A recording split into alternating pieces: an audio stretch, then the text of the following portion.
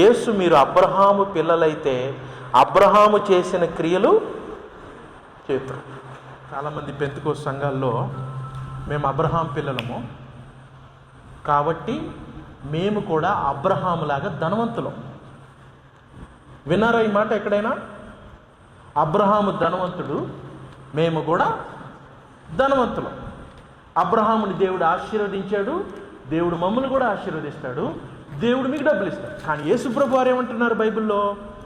లేదు, నువ్వు అబ్రహాము అయితే ఆశీర్వాదం పక్కన పెట్టు, అబ్రహాము చేసిన పనులేంటి, ఆ పనులు నువ్వు చేసావా? వాళ్ళు ఈ రోజున ప్రకటించబడుతుంది, అబ్రహాములో ఉన్నావు కాబట్టి అబ్రహాము ఆశీర్వాదం అంతా నీదే. కానీ యేసుప్రభు అంటున్నాడు, నువ్వు అబ్రహాములో ఉంటే అబ్రహాము చేసినట్టు చెయ్యి. అబ్రహాం ఏం చేశాడు? అబ్రహాము ఇదిగో అతడు దారిని వెళుతున్నటువంటి వ్యక్తులను పిలిచి భోజనం పెట్టేవాడు. అతడు తన సహోదరుడు లోతు ఇటు వెళ్ళాలా అటు వెళ్ళాలని గొడవ వచ్చినప్పుడు మౌనంగా నీకు ఇష్టం ఎటు ఉంటే నువ్వు అటెళ్ళు అని తను తాను తగ్గించుకున్నాడు ఇతను.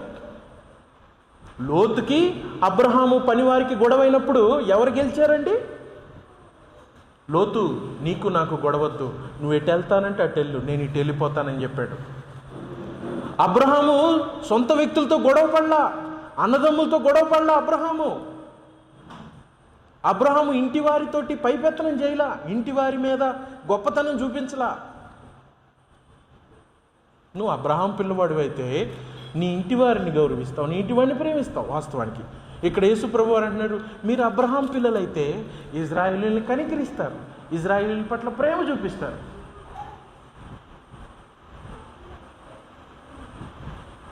అబ్రహాము దేని చేత అయితే అంగీకరించబడ్డాడు? విశ్వాసం చేత. ఆ విశ్వాసం నీలో ఉంటే ఆ ఫలము నీకు వస్తుంది. You are defined with this principles. ఈ యొక్క ఫలాలను బట్టి నువ్వు దేవుడి చేత ఎన్నిక చేయబడతావు. చాలా స్పష్టంగా ఉంది, దేవుని వలన సిద్ధం. ఇదిగోండి, అబ్రహాము చేసిన క్రియలే మీరు చేస్తారు. 39వ వచనంలో యూ విల్ డూ ఎగ్జాక్ట్లీ. కష్టం వస్తే, లోతుకు కష్టం వచ్చినప్పుడు అబ్రహాం ఏం చేశాడు గుర్తుందా?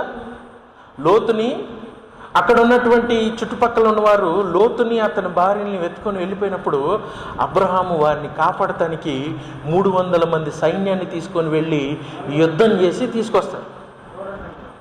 400? Okay, I don't think so. Okay, anyway, అంటే తన బంధువు కష్టంలో ఉన్నప్పుడు వెళ్ళి తీసుకొచ్చాడు. మన క్రిస్టియన్స్ ఏం చేస్తారంటే, బంధువు కష్టంలో ఉంటే వాడు అలానే అయిపోవాలి, వాడికి ఫోన్ చేయొద్దు, వాడిని పట్టించుకోవద్దు, వాడి దగ్గరికి వెళ్ళొద్దు, వాడి దుఃఖాన్ని పంచుకోవద్దు, వాడిని ఆదరణివ్వద్దు, వాడిని విడిచిపెట్టండి, వాడిని ఒంటరివాడిని చేయండి. నీలో నాలో ఫలం అనేది దేవుడు ఖచ్చితంగా వెతుకుతాడు. అఫ్కోర్స్ ఎవరు చెప్పారు క్రైస్తవులుగా ఉండడం ఈజీ అని? It is not easy. ఎందుకంటే దేవుని ఆత్మ నీలో ఉంటేనే ఆ ఫలం వస్తుంది. దేవుడు నిన్ను తిరిగి జన్మింపజేస్తేనే ఈ క్రియలు నువ్వు చేయగలుగుతావు, లేకపోతే వాళ్ళు చేయలేరు. ఆ రోజున ఇజ్రాయేలీలు చేయలేకపోయారు, దేవుడు ఆత్మ చేరుతూ ఉన్నారు. మనం ఎందుకు చదువుకుంటున్నాం అంటే to not to be deceived. ముందు రోజుల్లో మోసగించబడకుండానట్లు, to clearly define, see this is a man of Christian. ఇతడు దేవుడి చేత తిరిగి జన్మించబడిన వ్యక్తి, ఇతడు క్రైస్తవుడు. He follows Christ, he bears one another burden. ఇతని ఎదుటివాని భారమును మోసే వ్యక్తి ఇతడు. He was with me. We are clearly defined by this principles. వీటిని బట్టే అందుకే అంటున్నాడు, బాప్తిసం తీసుకోవడం కానీ లేదు బాబు, మీకు ఒక సబ్జెక్ట్ ఉంది ఇక్కడ, you need to change according to the word of God. దేవుడి వాక్యానికి తగినట్టుగా మీరు మారిన యెడల రక్షించబడతారు. ఈ రోజున క్రిస్టియానిటీ ఆరాధన వైపు వెళ్ళింది. నువ్వు మంచి ఆరాధన చేయి, మంచిగా పాటలు పాడు, చప్పట్లు కొట్టు, నువ్వు మంచి ఆరాధన చేయి, it is very cool down with you.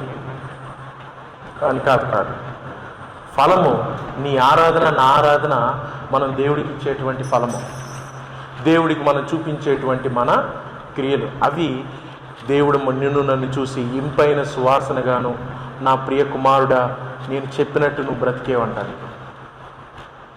We are tested. నువ్వు నేను అంగీకరించబడుతుంది క్రీస్తు చేతే. కానీ క్రీస్తు గుణగణాలు నీలో లేకపోతే మనం క్రీస్తు చేత ఎలా తిరిగి జన్మించామని చెప్పగలం? క్రిస్టియన్స్ ఈ రోజున రండి, అక్కడికి రండి, ఇక్కడికి రండి, మీకు ఆశీర్వాదం ఎలా వస్తుంది, ఎలా వస్తుంది, రండి. లేదు, రండి, మీరు బైబిల్ దగ్గరికి వెళ్ళండి, మీ ఫలాన్ని చూడండి, మిమ్మల్ని మీరు పరీక్షించుకోండి, you turn in to Christ, క్రీస్తు విరోధంగా ఉండండి. ఆయన ఆ పేద విధవరాలి ప్రార్థన అంగీకరించాడు, ఆయన గుడ్డివాడిని అంగీకరించాడు, ఆయన కుష్టి రోగిని అంగీకరించాడు, ఆయన ఏమీ లేనటువంటి పేద దీనురాలైనటువంటి వ్యక్తిని అంగీకరించాడు, ఆయన చేపలు పట్టుకునే వారిని దగ్గరికి రానిచ్చాడు. ఆయన అందరినీ కూడా బేసింగ్ అపాన్ దేర్ రిపెంటెన్స్, వాళ్ళ పశ్చాత్తాపమును చూసి, వాళ్ళల్లో ఆ మార్పును చూసి, నీతిని చేయాలనే ఆశను చూసి ఆయన వారందరినీ రానిచ్చాడు. కానీ మోస్ట్ ఆఫ్ దెమ్ రేపటి రోజున Christianity is not going to allow. చాలామంది ఇరుకు ద్వారమును ప్రవేశించుడి, ఆ ద్వారము చాలా కష్టము, విశాల మార్గమును వెళ్ళొద్దు, ఇరుకు ద్వారమును వెళ్ళండి. ఇరుకు ద్వారము అన్నప్పుడు పెద్ద పెద్ద రాజ్యాలకి గేట్లు ఉంటాయి. ఆ గేట్లు మూసేసినప్పుడు చిన్నగా పక్కన ఒక చిన్న ద్వారం ఉంటుంది ఇండిపెండెంట్గా వెళ్ళడానికి. ఒక్కొక్కళ్ళు వెళ్ళడానికి పెద్ద పెద్ద గేట్లు ముందు. గోల్కొండలో అలాంటి ద్వారాలు ఉంటాయి చిన్న చిన్న. పెద్ద పెద్ద ద్వారాల నుంచి రావద్దు, మీరు ఇరుకు ద్వారంలో ప్రవేశించడానికి ఇష్టపడండి.